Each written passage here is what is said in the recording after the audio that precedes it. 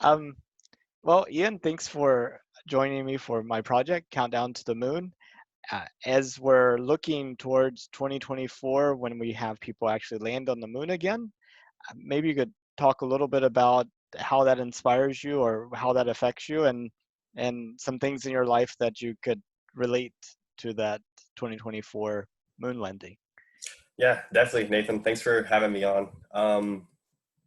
So I don't know. I didn't really care or be. I wasn't really interested in space traveling until I think 2017 when it was announced that the Space Force was going to be a new branch of military. And since then, I was like, oh wow, space. Is more of a.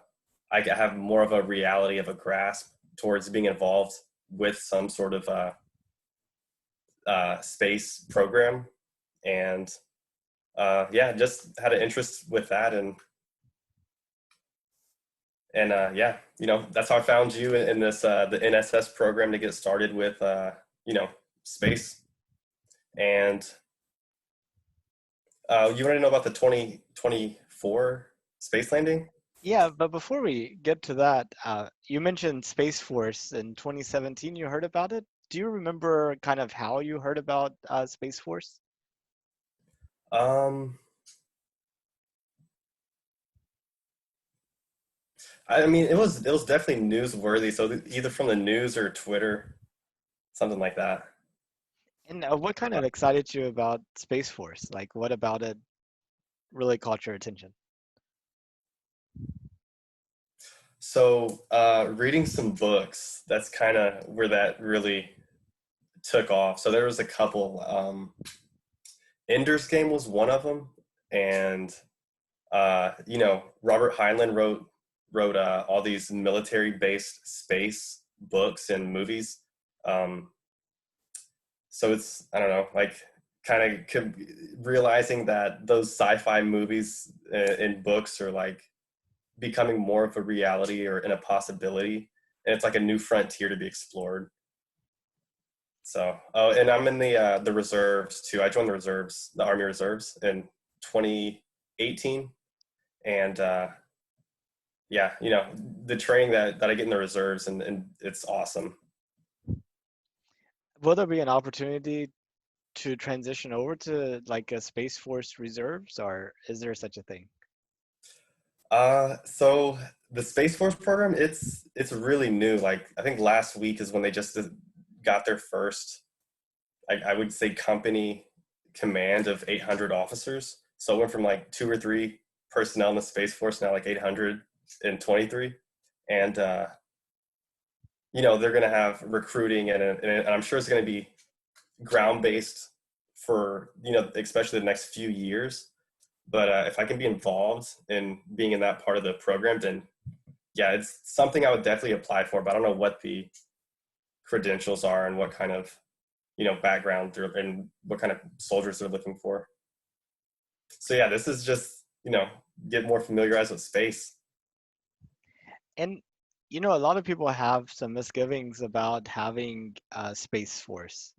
Several things. One is they're like, why are we trying to protect space and why we want to have conflict in space and things like this. And I was just wondering what your thoughts were on that. Like, what do you see as being the usefulness of Space Force? Uh, yeah, I think there's multiple benefits, like not just the technology becoming more advanced and you know satellites easily being able to be weaponized now. It's uh, for our safety, um, and then also possibilities for future projects like the 2024 mission and getting stuff established on the moon. So that's going to be like the headquarters for the next uh, the next landing spot, Mars. So yeah, I mean, I think Space Force is going to help be like security for an assistance, in case something was to happen. And one of the space stations has an emergency. It's like we have like a task force to go rescue our astronauts, or emergency supplies because something happens, you know, you get hit by a asteroid or something. So it's like safety based, like we can, you know, have a better chance for all of our soldiers, our resources, our astronauts, you know. And I think there's a lot of dependence on satellites for communication, Earth observation, um, navigation, and there's definitely been other countries that have tested vehicles to destroy satellites.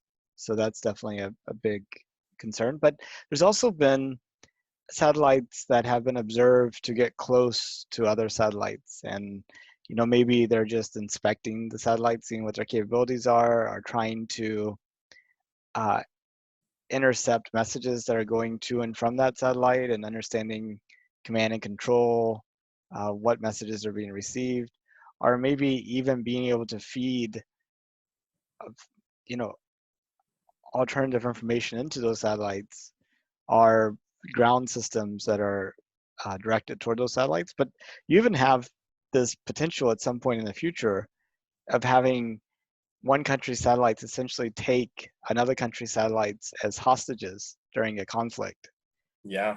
and basically saying, GPS, that's offline until this is over.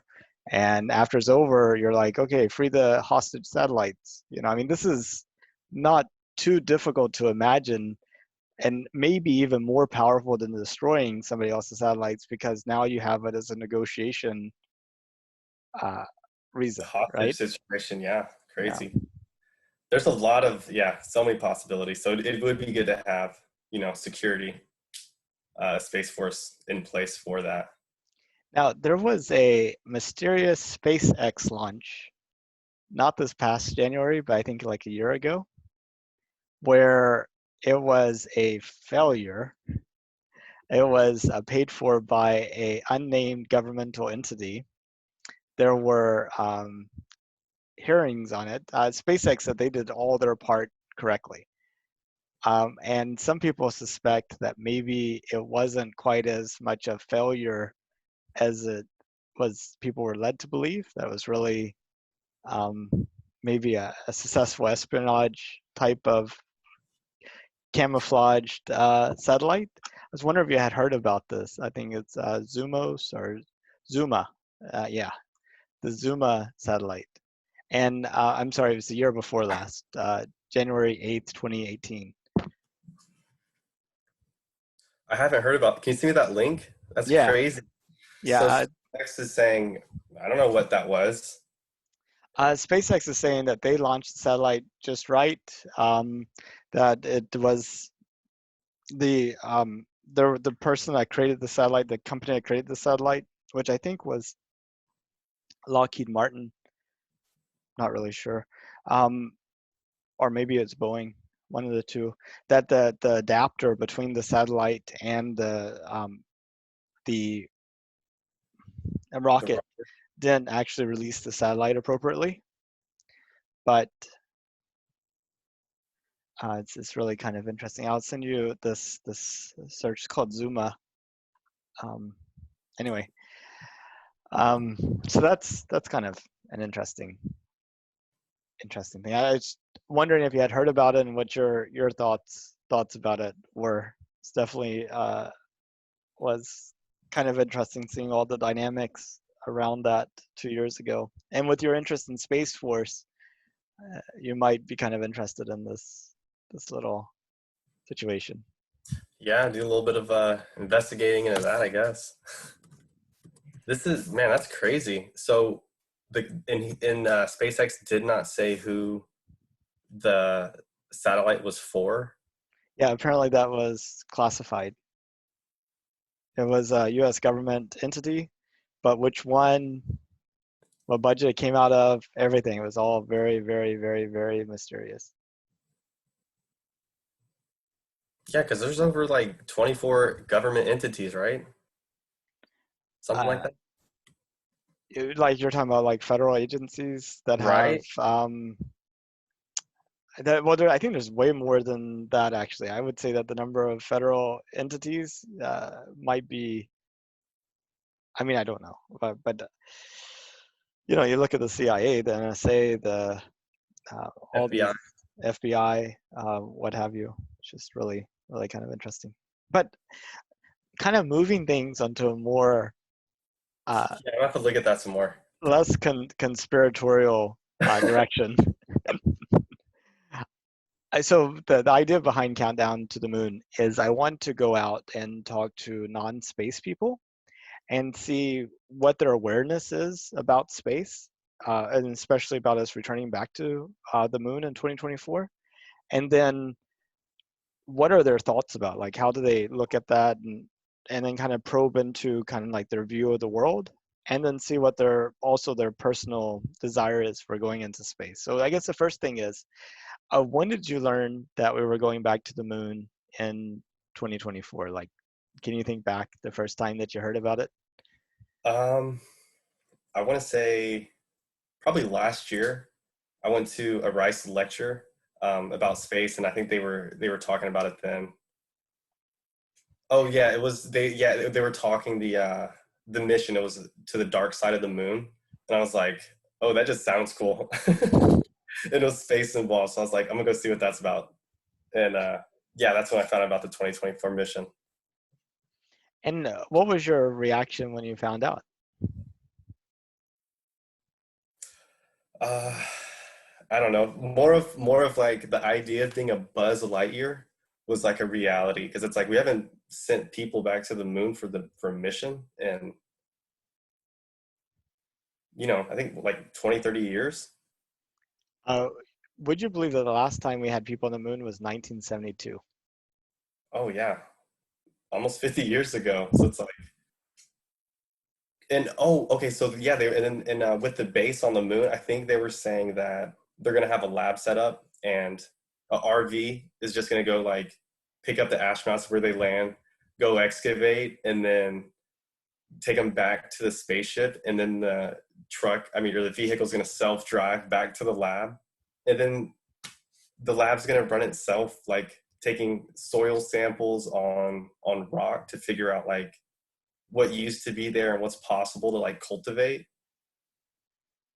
Yeah, So, I know that's really awesome to think that, you know, these vehicles won't be just sitting there idle and won't be stuck to a location, that they'll be able to land them on the moon. The astronauts land and they could go drive around. But then whenever the astronauts are away, they could be remote controlled to go and investigate other areas. That's awesome. mhm. Yeah, and the reason we're going to the dark side is like it's like the back of the moon, so it gets hit with all the meteors, and it's like where the most or the best craters are basically to take samples from. So you get like a really good idea of what all was or how deep like was minerals and stuff were, because that's going to be resources to for building spaceships, in the future. Figuring out how to like mine the soil basically. Well, and rare earth metals that are so important for a lot of our creating computers and a lot of high technology stuff are actually mined from old meteor impacts. And right now, you know, pretty much all those deposits that we've been able to find are in China.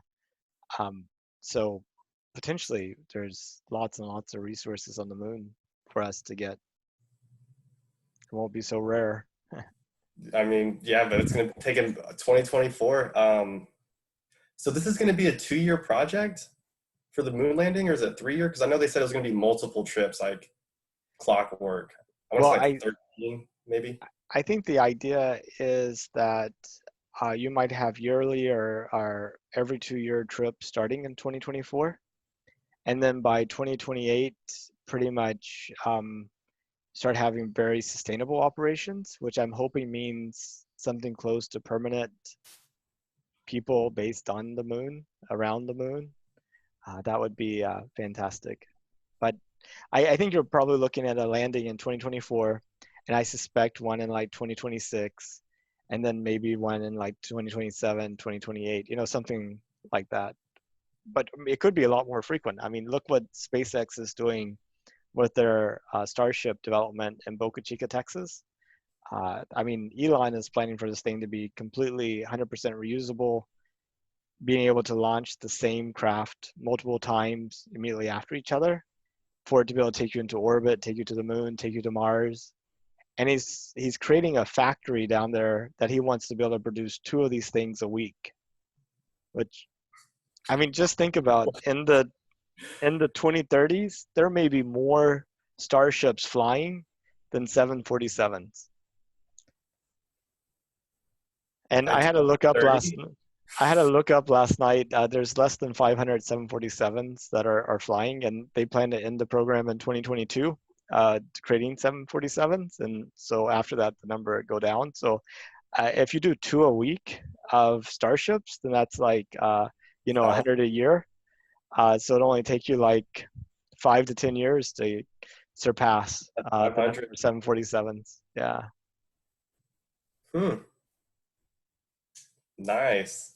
yeah. I'm kind of excited Nice. about that. And this is going to be a one, just, stop at the moon, stock up, fuel up, and then, and they're going to, so there's 4 companies. I think you sent me the link. It was 4 companies that are now going to build ships to go from the moon to the Mars. Oh no, just to land on the moon. So Oh, there's 3 teams that were selected last Thursday. Blue Origin is the lead contractor for one of them, called the National Team. Uh, Dynetics is another one, and SpaceX is doing their own thing. But those 3 companies have been selected to do a 10-month study, and together they were given slightly less than $1 billion total. So like SpaceX got like 100 something million, Dynetics got like 200 something million, and then Blue Origin got like 500 something million to do a 10-month study. And then after that 10 months, then they'll see about which ones they want to take forward to do the next phase. So it's kind of, it's incremental progress. yeah, that's Not, fast progress. Whew. oh, what, no, you should see what's happening with SpaceX. I mean, they have created a test article. They did a static fire early this morning. It was only a few seconds with like one of their Raptor engines. And I think next week, I wouldn't be surprised to see them actually fly this for like 150 feet or so up in the air, Go back down. come back down, just to, start doing some of those initial tests. So it's really exciting. Wow. Yeah, this And is. Boca Chica is only 7-hour drive for us. It's right there by Brownsville.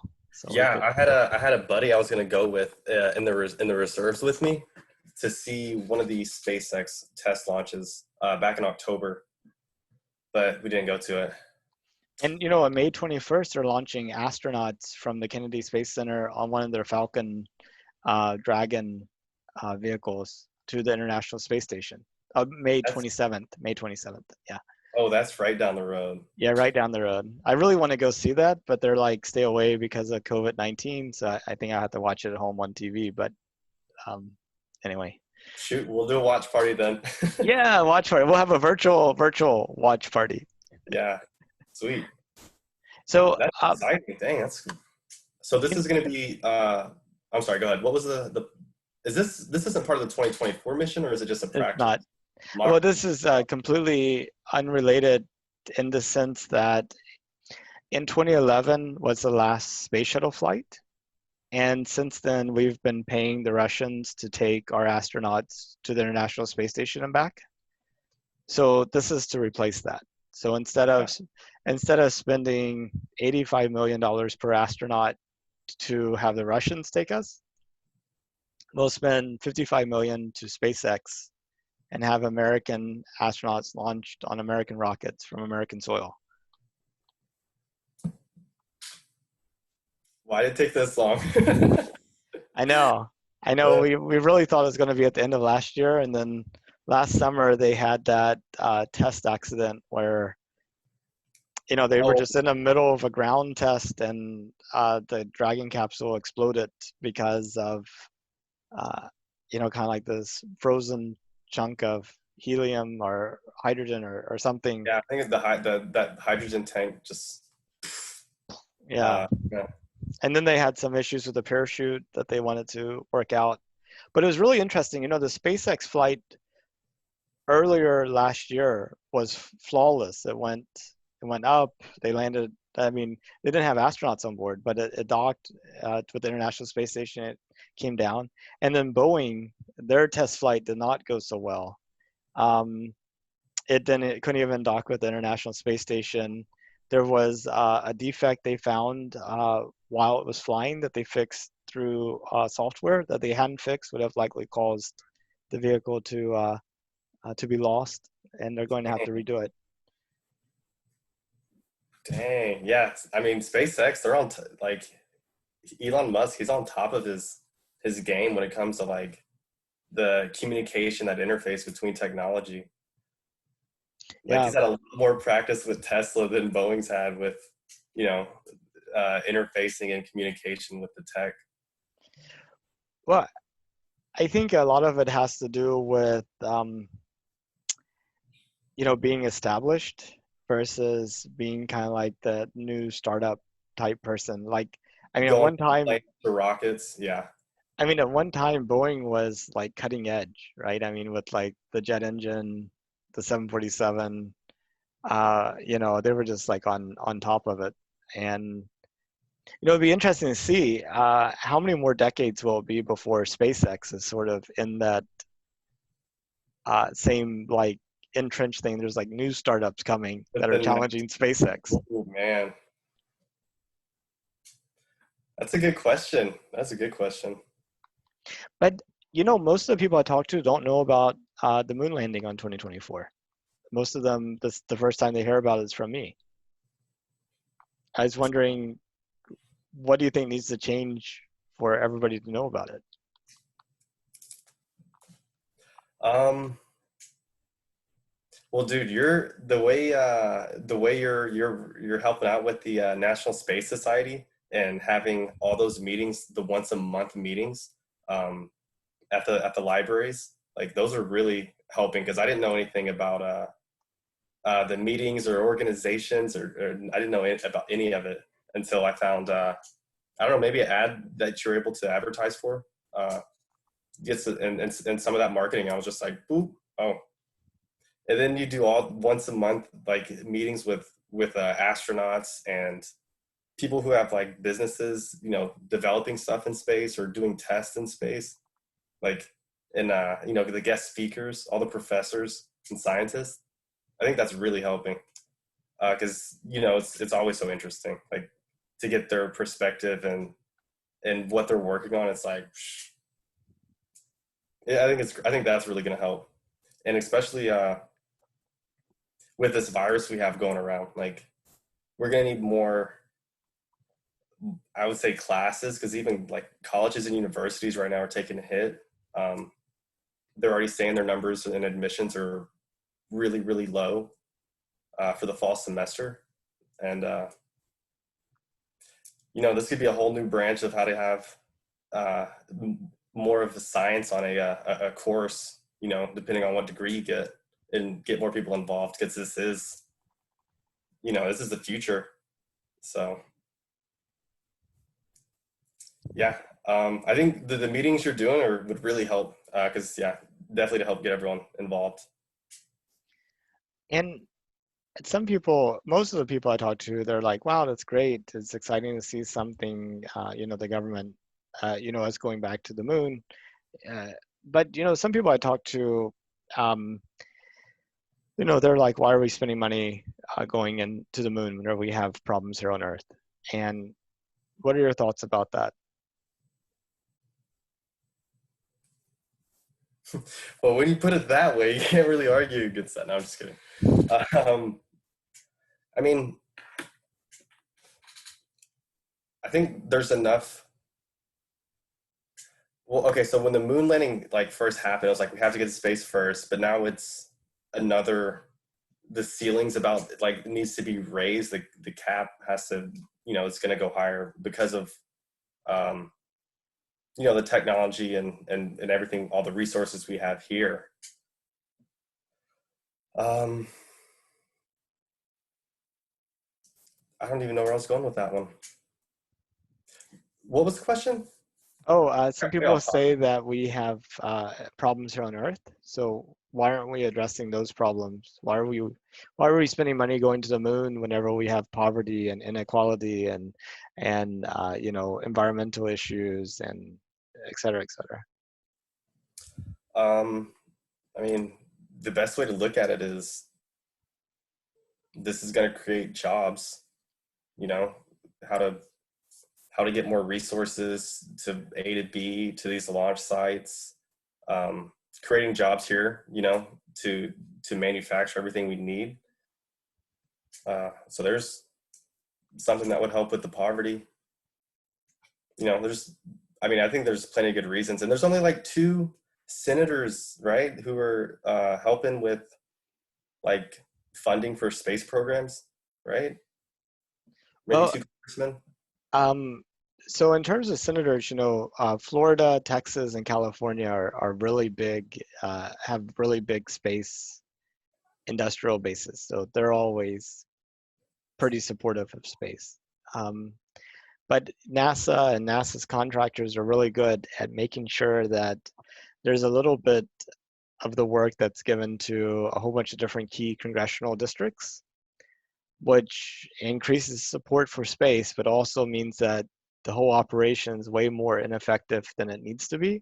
I mean, ideally, you would have all your suppliers really close to each other, and you wouldn't be transporting things across the nation um, just so that you could give some work to, say, Wyoming or Nevada or Oklahoma, just so that you get the senator or the Congress people to support your endeavors. You would Hmm.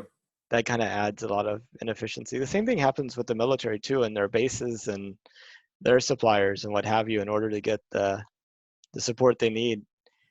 Essentially, it means that they become less effective, and things cost more, and it's kind of unfortunate. Well, hey, I don't think we're far away from self-driving 18-wheelers, those being commercialized. Yeah, well, So that I mean that's one step towards, but yeah, there's always I think there's a lot of truck drivers that would be against that. definitely, yeah, yeah, always, always a tricky road, always a hard middle to find. So that's one reason that people kind of object to us going to the moon. Another reason is, doing something bad to the moon. Like, we've messed up the Earth. Why would we mess up the moon too? Or, we should be preserving the pristine nature of the moon. Those types of things. I was just wondering what you thought about that argument. Um, well, we haven't damaged the moon, and it's like with the technology and if you're paying attention to what techniques, as far as like getting oil, like we've figured out that hydrofracking is like more efficient and safer for the environment. It's like I think we can develop ways to prevent damage being done to the moon from commercializing and using resources on the moon.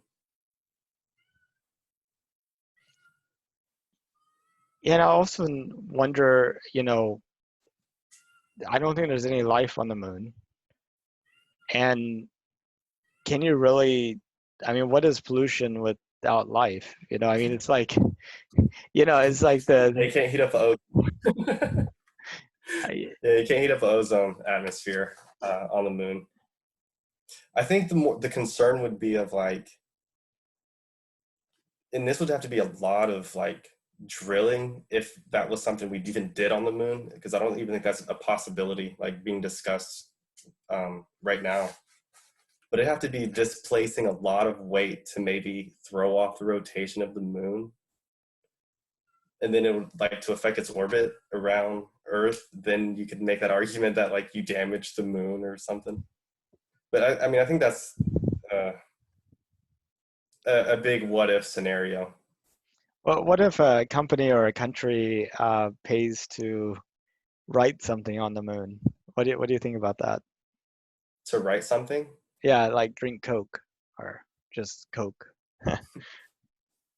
Pepsi.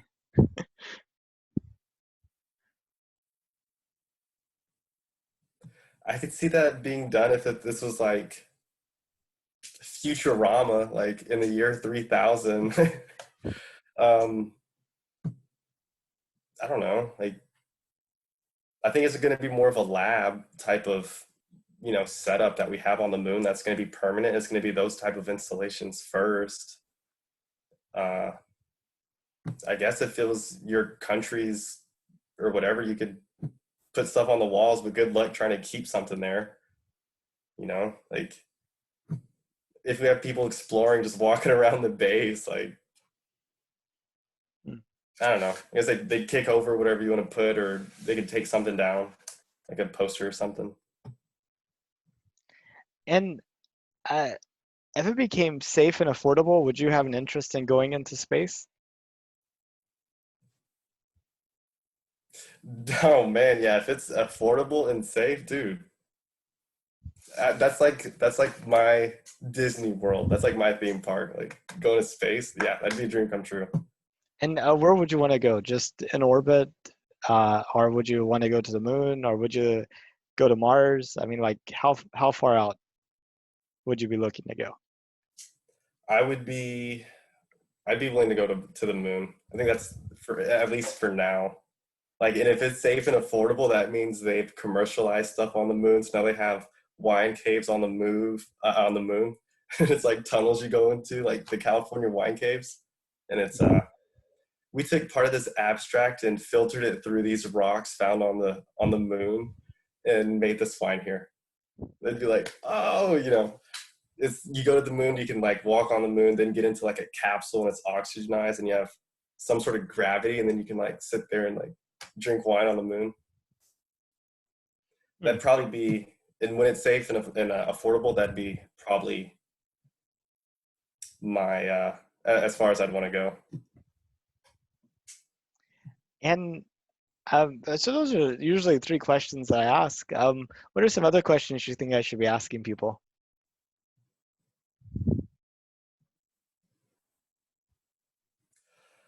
Um, just to get the creativity going, I would say, what would you want to see be used as a resource in space? Something that would be beneficial here. That would be very a top priority to have in space. Like if not just quick term, long term, like if you were to live in space or something like that, like in the future, what would be like some of the best things to have, or skills maybe? Hmm. Yeah, just ask people what they think would be best to take to space with them, or for them to just say, "Ooh, if I was in space, I would definitely want that," and then you'll just never know, like where that thought will take you. So how would you answer that question? This is one of the reasons the speech I'm writing is about mycelium, the root system of the mushrooms. It's the mushrooms. We're finding new research all the time. We just found out that there's a certain type of fungus growing in the radiation in Chernobyl, and it's eating away at the radiation, and it's a type of mushroom. So it's like it has that principle. It has immune system support, like memory support. It helps like your brain circuit connect nodes, and it's found in the dirt. It makes your soil healthy, breaks down the compounds that are harder for grass and trees to break down. So it breaks it down, then gives it to the plants, and then the plants in exchange give the mushroom or the mycelium carbohydrates and sugars. So then it can boop pop up and have a fruiting body. So there's and then one of the speeches you had a guest speaker, and they were like a microbiology scientist, and she was talking about how to build an environment to have a microbial system in the soil, and if it's possible to do it with the resources found on the moon, or meteors, and shoot, then you just it go from there and expand it to putting microbes on Mars, because there's already evidence that there used to be life on Mars. It's underneath the ground. There's I don't want to say it's not oxygen that's been given out, but maybe, I don't know, some other type of gas that's released from Mars, and it's like, oh, that's a byproduct of a microbial system Oh, heating methane. and living. What's that? Methane? Is that what it is? Yeah, maybe it was methane. I think so. Yeah, so maybe that's the byproduct. So it's like there's evidence that there was something just on the surface. Maybe it looks like there was water at one point, like a river or creek, streams. But it's maybe it's just down in the soil, because even in like a 1 square inch of your soil in the yard, there's millions of microbials just in that 1 square inch. And the mycelium, it can have like 5,000 miles worth of its roots, because they're so thin and tiny in like a square inch. Wow.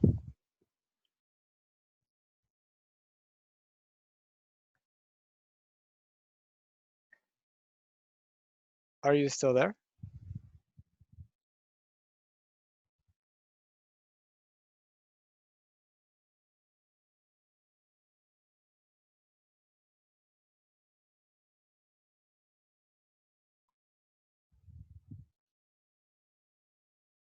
I don't know what happened. No worries. We're recording? We're just picking back up where we left off. Yeah. Cool. So what are some additional things you think in closing that would be good to share? You're talking about the microbial thing. So I mean, obviously, Right. life systems are going to be a key part. Yeah, a good question is just say what in what way could you benefit towards having an impact in space development? Like a question like that, because you never know like what people can, it's like are so creative. There's a saying, it's the best ideas are in the graveyard. Hmm. And it's like, shoot, that's where all the best ideas are. That's terrible. So it's like, if we can get those ideas out, it's with the technology we have, it's not far off until it's a reality. And like, I'm reading all these science fiction books, like Robert Heinlein. His books are great. Which ones are you reading? So the last one I read was Revolt in 2100. But it's have you read it? Have you read any of his books? Yeah, I have a huge Heinlein collection. So. Oh, dude, Yeah. nice. So I got turned on to Robert Heinlein like a year or two ago by a good boss that I used to work for, or still do, and he was like, "Dude, just read his books; they're really good." And his books are great. Have you read like The Moon is a Harsh Mistress? I haven't read that one yet. I think you might enjoy that one. And also Stranger in a Strange Land is one of his more famous ones. Yeah, I think that's probably my favorite one. Yeah. The very first book that I read of his was A Door into Summer. So that one was pretty good too. I haven't read that one. So that it's on my list though. Yeah, so I would say just figure out what way you could, as an individual, help to contribute to that idea or that mission. Because not everyone's gonna even want to entertain that idea. But I mean, you'll never know. Like I'm doing like trees and landscaping, and it's the more I'm looking into that, the more of an interest I have in space and the opportunities to develop and go in that direction. Oh, you mentioned an interest in Space Force. One of Heinlein's books you may really like is Starship Trooper. I think you'd like that one, actually. I have that one too. I haven't read it, and I think they just remade the movie. Yeah. Recently. Have you seen it? I saw the very first one. But I think the book is completely different than the movie. So It's probably way better. yeah, there's another author you might like too, considering you like Ender's Game. Probably would like Starship Trooper. Um, there's Old Man's War by John Scalzi. You might really enjoy that one. I'm gonna have to look that one up. Well, thank you very much for the interview. I'll go ahead and stop recording unless there's something else you want to say. Um, there's one thing I want to say. Yeah.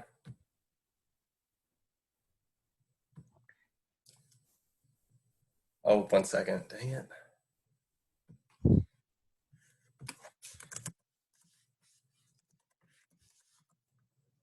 Yeah, well, shoot. Thanks, Nathan. Thanks for having me. And here it is. Oh, wait. No, it's not.